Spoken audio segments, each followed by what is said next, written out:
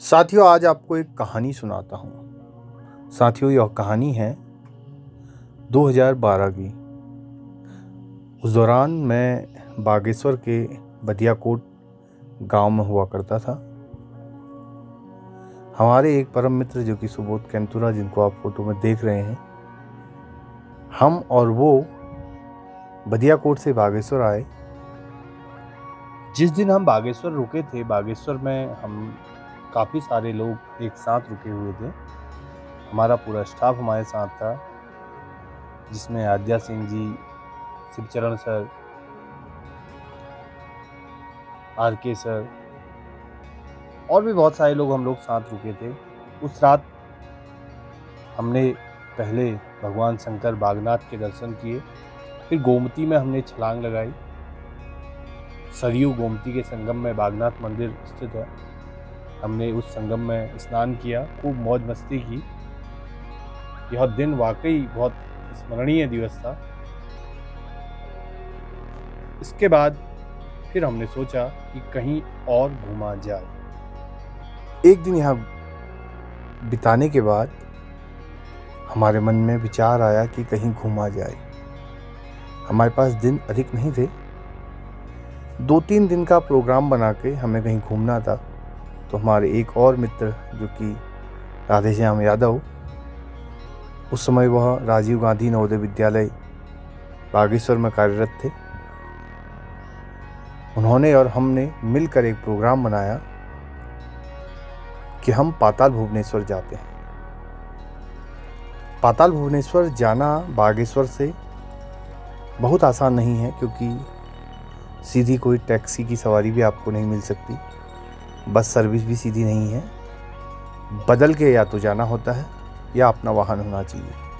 हमारे पास दोनों परिस्थितियां नहीं थी, तो हमने एक मित्र से एक बाइक मांगी, जो कि मुकुल भाकुनी जी ने हमें बाइक दी।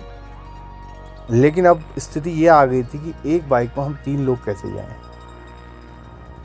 मैं उन दिनों नौसिखिया बाइक चला रहा था, सुबोध कैंतुरा बाइक चलाते थे।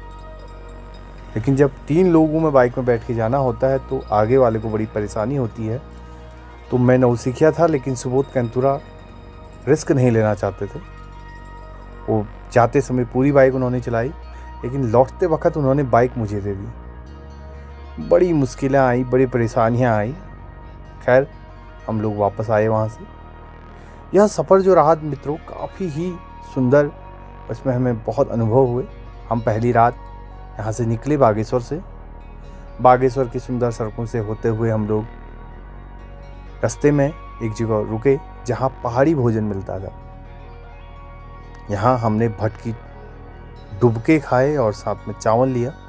अगर आप बागेश्वर से कभी इस सफ़र को करेंगे तो ज़रूर इस दुकान पर रुकें। कांडा से कुछ पहले यह दुकान है, सब लोग इसको जानते हैं। उसके बाद हम चले और हमने रास्ते में बच्चों से काफ़ल खरीदे। काफ़ल ली, एक बाइक में 3 सवारी, और हम चले। बेरीनाग हम पहुंचते हैं। हमने निश्चय किया कि आज बेरीनाग ही रुका जाएगा। उस रात्रि को हम बेरीनाग रुके। उसके बाद अर्ली सुबह उठे, मंदिर के दर्शन किए, बेरीनाग मंदिर के। उसके बाद हम चल दिए गंगोली घाट की तरफ। वहाँ हम फिर पाताल भुवनेश्वर पहुँचते हैं। वाकई पाताल भुवनेश्वर मंदिर एक बेहद सुंदर, पौराणिक, आस्थावान लोगों के लिए यह एक अपने आप में वाकई ईश्वर का दर है, ईश्वर का घर है। मैं आपको इस मंदिर की कुछ पौराणिक कथाएं बताता हूँ। साथियों, हमें वहाँ बताया जाता है कि इसमें ऋतुपर्ण नामक कोई राजा थे, जो कि त्रेता युग में यहाँ पर किसी एक हिरण के शिकार के लिए दौड़ रहे थे, और उसी दौरान वह इस गुफा में प्रवेश कर गए। तो उन्होंने देखा इस गुफा में बहुत अधिक देवी देवता हैं। सभी देवी देवताओं ने उन्हें दर्शन दिए, ऐसा कहा जाता है। फिर उसके बाद उन्होंने यहाँ भगवान शंकर को स्थापित किया, भगवान शंकर की पूजा की, अर्चना की। और फिर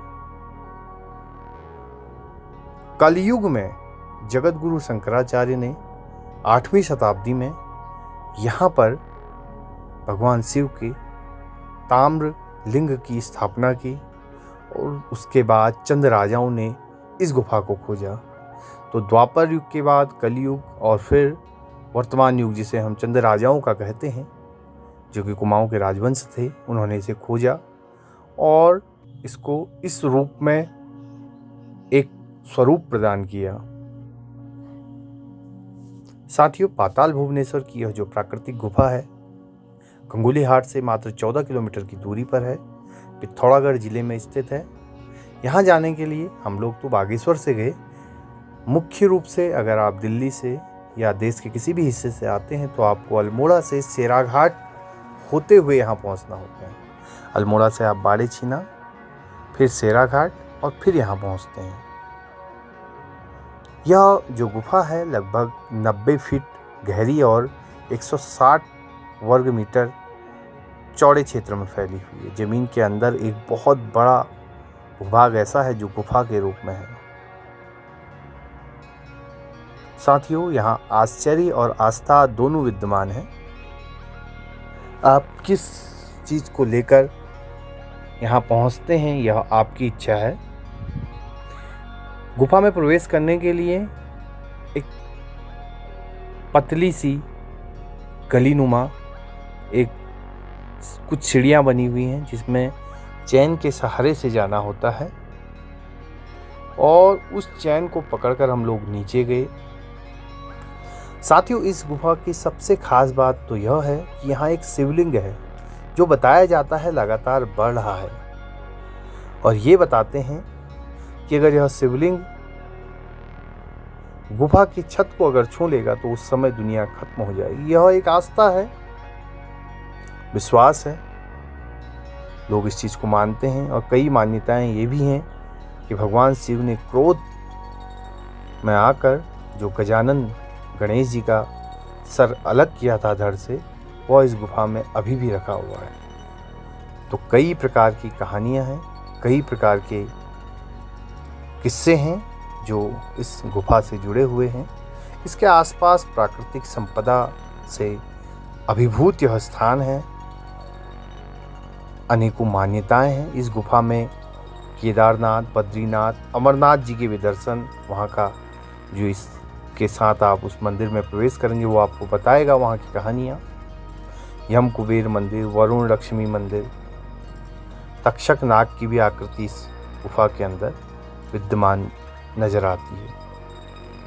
शेषनाग की एक बड़ी सी फनों वाली संरचना पत्थरों में नजर आती है। मानता है कि यह धरती इस पर टिकी हुई है।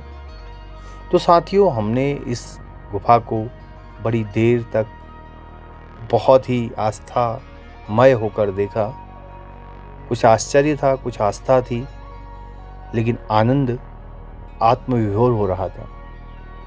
देवदार के इस घने जंगल में पसरा यह सन्नाटा और भक्तों की आस्था का यह केंद्र अद्भुत है। आप कुमाऊं दौरे में हैं या कुमाऊं में रहते हैं तो जरूर आवश्यक रूप से इस गुफा के दर्शन करें, इस स्थान के दर्शन करें, जो वाकई आपको एक अनोखे आनंद, रमणीय आनंद की ओर ले जाएगा, ऐसा मेरा विश्वास है। तो साथियों, तब तक के लिए नमस्कार। जय भारत, जय उत्तराखंड, जय देवभूमि। अगली बार फिर किसी एक नई वीडियो के साथ आपसे मिलते हैं। अपना ख्याल रखें, महिलाओं का सम्मान करें और अपने आसपास सफाई बनाए रखें।